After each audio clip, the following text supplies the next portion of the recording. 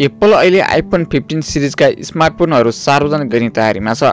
बजारमा आइफोन 15 को चर्चा चलिरहँदा आगामी वर्ष सार्वजनिक हुने आइफोन 16 सिरिजको जानकारी बाहिरिएको छ। एप्पलका उत्पादनहरूको भित्री जानकारी बाहिर ल्याउने साइट 9to5 म्याकले आइफोन 16 को स्क्रिनको जानकारी बाहिर ल्याएको छ। उक्त जानकारी अनुसार आइफोन 16 सिरिज अन्तर्गतको आइफोन 16 प्रो र 16 प्रो म्याक्स अल्ट्रा मोडेलको स्क्रिनको साइज ठुलो हुनेछ। यसो त आइफोन 15 प्रो को स्क्रिनको विषयमा पनि विभिन्न जानकारी बाहिरिएका छन्। विशेष गरी उक्त मोडेलमा राउन्ड एज गोलाकार किनारा डिजाइन हुने, टाइटेनियम फ्रेम, क्यामेरा अपग्रेड र टाइप सी पोर्ट हुने बताइएको छ।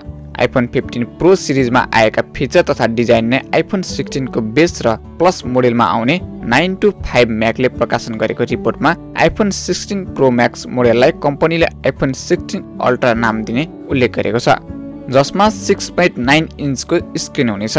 यसले गर्दा यो मोडेल अन्यको तुलनामा ठुलो हुने अपेक्षा गर्न सकिन्छ। अहिले आइफोन 14 प्रोमा 6.1 इन्चको स्क्रिन रहेको छ। आइफोन 16 प्रोमा भने 6.3 इन्च स्क्रिन हुने जनाइएको छ। त्यस्तै आइफोन 15 प्रो पनि यही साइजमा उपलब्ध हुने जानकारी बाहिरिएको छ। एप्पलका विशेषज्ञ मी जिङ कुओका अनुसार एप्पलले ती मोडेलमा पेरिस्कोप लेन्स फिट गर्नुपर्ने भएका कारण ठुलो डिस्प्ले उपलब्ध गराउन लागि हो।